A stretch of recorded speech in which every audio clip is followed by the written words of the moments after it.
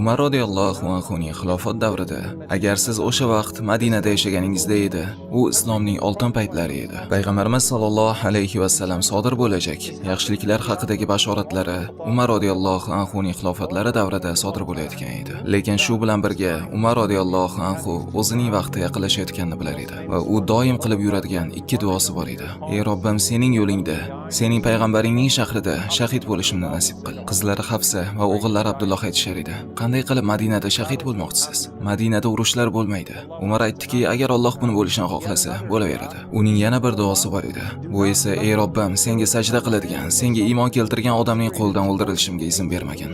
Qiyomat kuni u bilan husumatlashmay, mo'min odamning qo'lidan vafot topmay. Subhanalloh, u kofirning qo'lidan Madina shahrida shahid bo'lishni so'rayapti. Shunday narsalarki, ko'rinishdan iloji yo'qdek tuyuladi. Umarning shahodati nimadan boshlandi? Abu Lu'lu'a al-Majusi degan odam bo'lar edi. Abu Lu'lu'a juda ham tajribali temirchi edi. U urush qurollari yasar edi va Mughira ibn Shu'ba radhiyallohu anhuning qo'lida ishlar edi. Va bir kuni Abu Lu'lu'a Umar radhiyallohu anhuga shikoyat qilib keladi. Umar juda ham adolatli inson edi. Lekin Abu Lu'lu'a shikoyat qilib, Umar urush qurollarini olayotgan solig'i juda baland va men juda qattiq ishlayapman deydi. Umar radhiyallohu anhu uning shikoyatini eshitib, ikki tarafni ham o'rganib chiqqandan so'ng undan olinayotgan soliq adolatli deb hukm chiqardi. Umar radhiyallohu anhu unga: sendan olayotgan qismimiz adolatsizlik emas deydi. Shu vaqtning o'zida Umar Mughira ibn Shu'baga u bilan halimroq bo'lishni, adolatli bo'lishni aytadi. Lekin Abu Lu'lu'a bu hukmdan juda ham norozi bo'ladi. Va Abu Lu'lu'a qaytib Umar radhiyallohu anhuni o'ldirishga o'ziga o'zi qasam ichadi. Va bir kuni Umar radhiyallohu anhu Madina ko'chalarini kezayotib, uning oldidan o'tib qoladi. Va u har xil narsalar yasayotgan edi. Va u yasayotgan qurollarning orasida go'zal bir xanjar ham bor edi. Va boshqa qilichlar, har xil xanjarlar ham bor edi. Umar radhiyallohu anhu uning oldidan o'ta turib, muloyim ohangda: sen bu narsalarni juda ham yaxshi qilasan deb eshitdim. Men uchun ham shu kabi xanjardan yasab bera olasanmi deydilar. Va Abu Lu'lu'a unga aytadiki: ey mo'minlarning amiri, men sizga shunday bir xanjar yasab beramanki, u haqida butun dunyo eshitadi. Subhanalloh. U Umarga chiroyli qilib tahdid qilmoqda. Umar savodsiz, sodda emas edi. Va Umar radhiyallohu anhu o'girilib, tabassum qilib ketdilar. Va u hozirgina meni o'ldirishni va'da qildi deydilar. Shunda sahobalar: unda biz bunga yo'l qo'ymaslik uchun uni birinchi bo'lib o'ldiraylik deydi. Umar esa: uni gumon bilan o'ldirishni xohlaysizmi? Yo'q, hech qachon unday qilmayman dedilar. Bu u haqida mening gumonim. Lekin nima bo'lganda bu Allohning qadari. Nima bo'lsa ham Allohning qadari bilan bo'ladi. Subhanalloh. Keyin esa har xil tushlar ko'rila boshladi. Afi ibn Malik radhiyallohu anhu aytadiki, Abu Bakr radhiyallohu anhuning xilofat davrida tushimda men osmondan bir arqon osilib turganini ko'rdim. Uning atrofida bir guruh odamlar bor edi va bu odamlar bu arqonga osilib olmoqchi bo'lishar edi. Ularning orasida Umar radhiyallohu anhu esa bo'yda hammalaridan 3 barobar balandroq edi.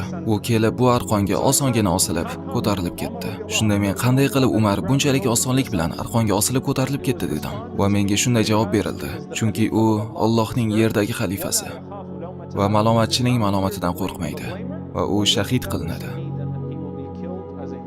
Ikkinchi tush esa Abu Musa Ash'ari radhiyallohu anhuniki. Naqadar ham go'zal tush.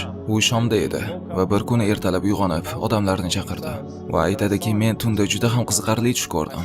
Mening otlarim va bug'doylarim bor edi va ular birdaniga yo'qola boshlashdi. Yaxshi narsalar yo'qola boshladi. Keyin esa aytadiki, men turdimda tog' tarafga ketdim va men Rasululloh sallallohu alayhi va sallam bilan Abu Bakr tog'da turishganini ko'rdim va Umar radhiyallohu anhu uzoq masofada ularga qarab turar edi. Rasululloh sallallohu alayhi va sallam esa Umarga oldimga kel deyotgan edilar. Oldimga kel, safimizga qo'shil. Abu Muso bu tushni aytib bergandan so'ng odamlar: nega bu tushingni xatga yozib Umarga yubormaysan deyishdi. U esa: men Umarning o'lim xabarini olib kelgan odam bo'lishni xohlamayman dedi. Va rostdan ham o'sha yil Umar radhiyallohu anhu vafot etadigan yil edi. Umar radhiyallohu anhu hajdan qaytganlardan so'ng bir necha kun o'tib vafot etganlar. Sahobalar hajda Umar radhiyallohu anhuni qo'llarini ko'tarib shunday duo qilganlarini ta'riflaydilar: ey Robbim, men qarib qoldim. Quvvatim zaiflashdi. Ummat esa butun dunyoga tarqaldi. O'zing rozi bo'lib turgan holingda meni huzuringga qaytargin. Ummating uchun qilgan ishlarimdan rozi bo'l. U hajdan keyin Madinaga qaytadi. Zulhijjaning 21-kuni, juma kuni, hijratdan 23 yil o'tib, Umar radhiyallohu anhu minbarga chiqib aytadilar: "Hoy odamlar, men bir tush ko'rdim. Bir xo'roz kelib meni 2 marta cho'qidi va odamlar menga sen xalifa saylashing kerak deyishdi." Umar radhiyallohu anhu aytadilar: "Men bu tushni mening o'lmam yaqinlashganiga ta'bir qildim, lekin Alloh bu dinni yoki bu ummatning yo'qolib ketishiga yo'l qo'ymaydi. Lekin agar men o'lsam, Rasululloh sallallohu alayhi va sallam vafotlaridan oldin rozi bo'lib ketgan odamlar xalifani saylashadi. Keyin esa uning o'lim kuni keladi. Bu esa Zulhijjaning 23-kuni. Bomdod namozi. Azon aytiladi va Umar radhiyallohu anhu chiqadilar. 63 yoshlarda, xuddi Rasululloh sallallohu alayhi va sallam 63 yoshlarda vafot etganlarday. Abu Bakr radhiyallohu anhu ham shu yoshda vafot etganlar. Eng sahih rivoyat bu Amr ibn Maymun radhiyallohu anhudan. Aytadiki, o'sha kuni Umar radhiyallohu anhu bomdod namoziga keldilar va men Umarning ortida ikkinchi qatorda turar edim. Men va Umarning orasida Abdulloh ibn Abbosdan boshqa odam yo'q edi. Va aytadiki, Umar radhiyallohu anhu namozni boshlashdan oldin oramizdan o'tib, saflarimizni to'g'rilab chiqar edilar. Keyin esa Umar radhiyallohu anhu namozni boshlash uchun imomlikka chiqdilar va Allohu akbar deb takbir aytdilar. Umar radhiyallohu anhu namozni boshladilar, men esa ortlaridan iqtido qilyapman. Aytadiki, u Yusuf surasini o'qidi. Va Yusuf surasini o'qir ekan, juda ham qattiq yig'lar edi. Keyin esa Umar radhiyallohu anhu rukuga ketdilar. Keyin esa sajdaga. Abu Lu'lu'a o'sha xanjarni oxirigacha yasagan edi va uning ikki tarafini ham o'tkirladi.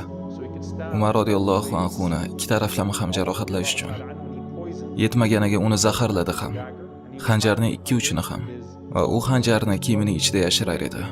Va u musulmon bo'lmasa ham namoz o'qir edi, chunki bomdod edi, hech kim birovni ko'ra olmas edi. Va Abu Lu'lu'a Umar sajdaga ketishini kutdi. Va u sajdaligida Abu Lu'lu'a hujum qildi va u Umar radhiyallohu anhu ni o'sha xanjar bilan 9 marta urdi. Uning orqasiga urdi, yelkasiga, yonlariga va eng qattiq zarba Umar radhiyallohu anhu ning qorinlariga urilgan edi.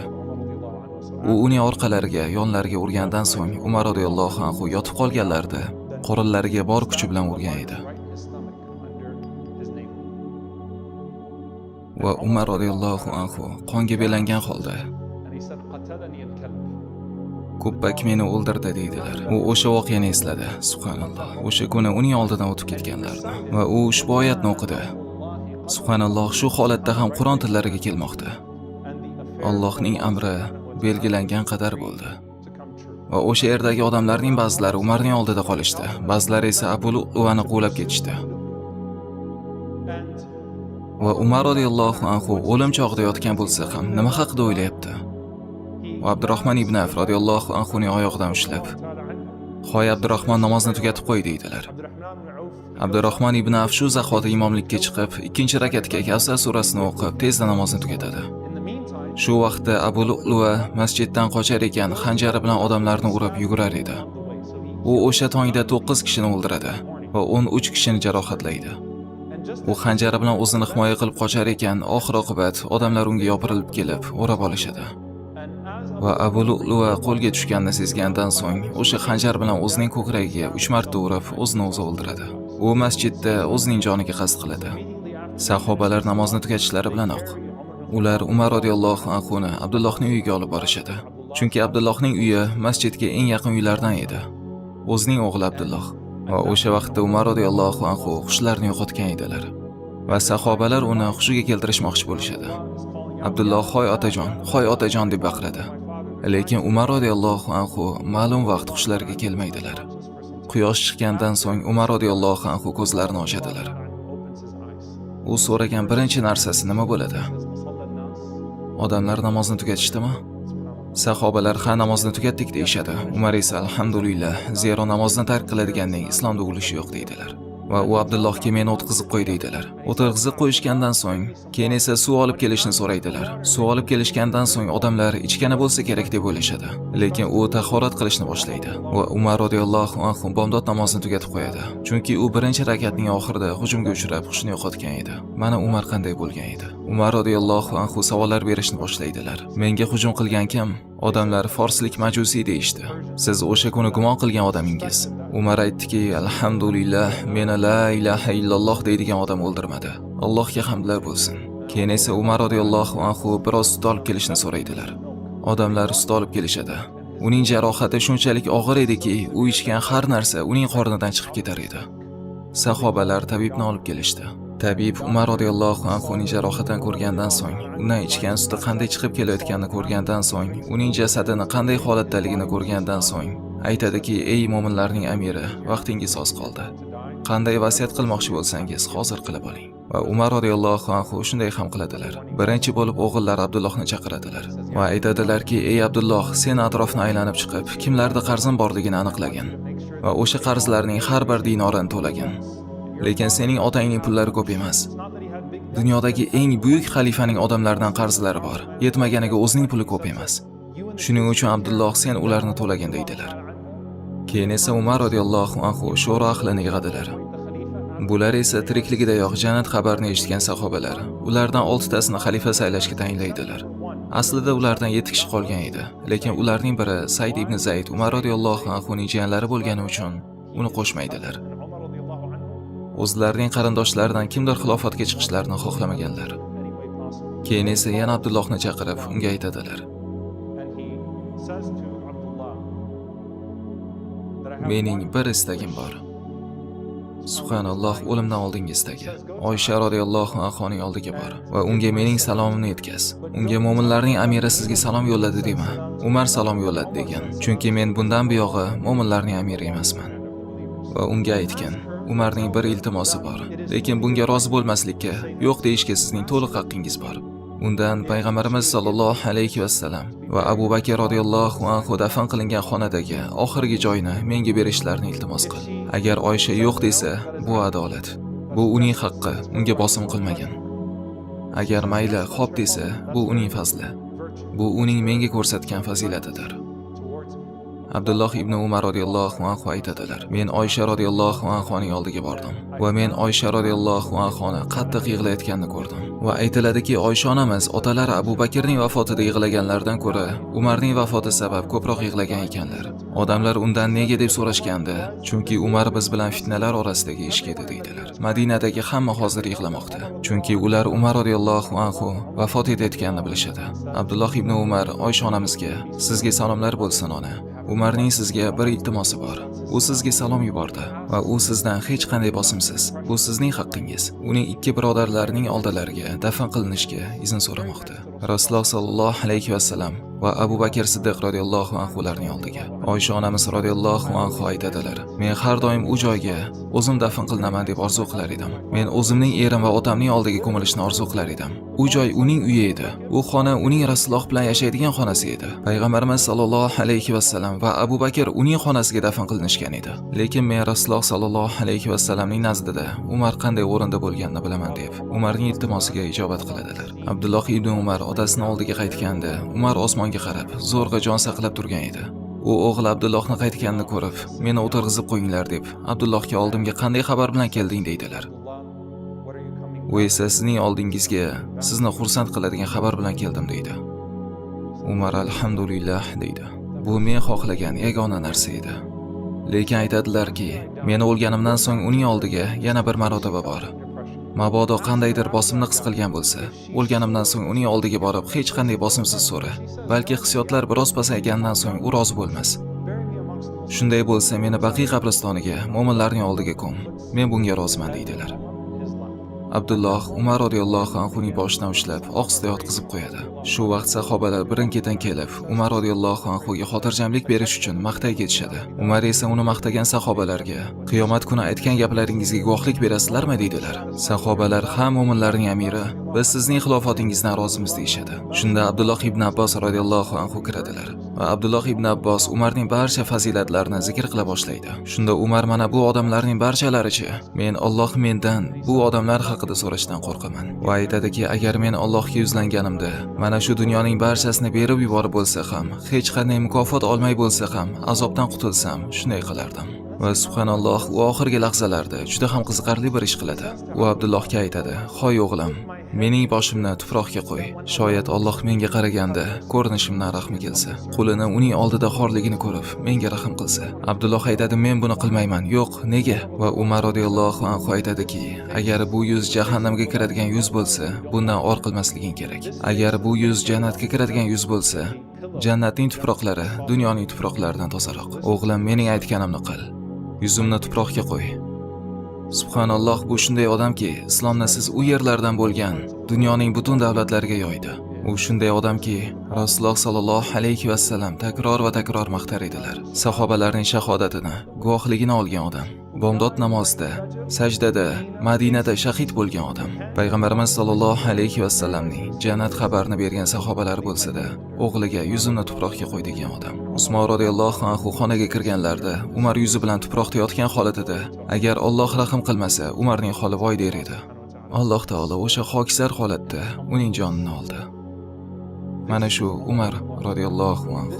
Bu uning musulmon bo'lgan kundan boshlab har bir odam orzu qilishi mumkin bo'lgan eng zo'r holatda dunyoni tark etgan kunigacha Allohdan bo'lgan qo'rquvi. Bu odam Rasululloh sallallohu alayhi vasallamni o'ldiraman deb uydan chiqib, oxir oqibat Rasululloh sallallohu alayhi vasallamning yonlariga dafn qilingan odam. U xonada Rasululloh sallallohu alayhi vasallam ko'milganlar. Yonlarida Rasulullohning yelkalaridan Abu Bakr radhiyallohu anhu ko'milgan. Abu Bakr radhiyallohu anhuning yelkalaridan esa Umar radhiyallohu anhu ko'milgan. Subhanalloh, odamlar qiyomat kuni qabrlardan turib kelishlari haqida o'ylaganingizda, men sizni Rasululloh sallallohu alayhi vasallam, Abu Bakr va Umar radhiyallohu anhular o'sha qabrlardan chiqib kelib, birgalikda mahshar maydoniga yurishlarini tasavvur qilib ko'rishingizni xohlayman.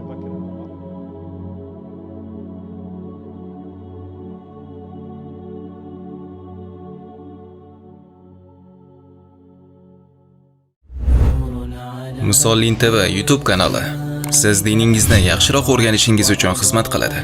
Videolarga like bosib, kommentariyalar qoldirish orqali siz kanalning rivojiga va islomiy videolarning tarqalishiga ko'makchi bo'lmoqdasiz. Kanalimizga obuna bo'ling, videolarimizni yaqinlaringiz bilan bo'lishing va keyingi videolarni o'tkazib yubormaslik uchun qo'ng'iroqchani bosib qo'ying. Va Alloh sizni islomni tarqatishda ko'makchi bo'lganingiz uchun yaxshiliklar bilan mukofotlasin.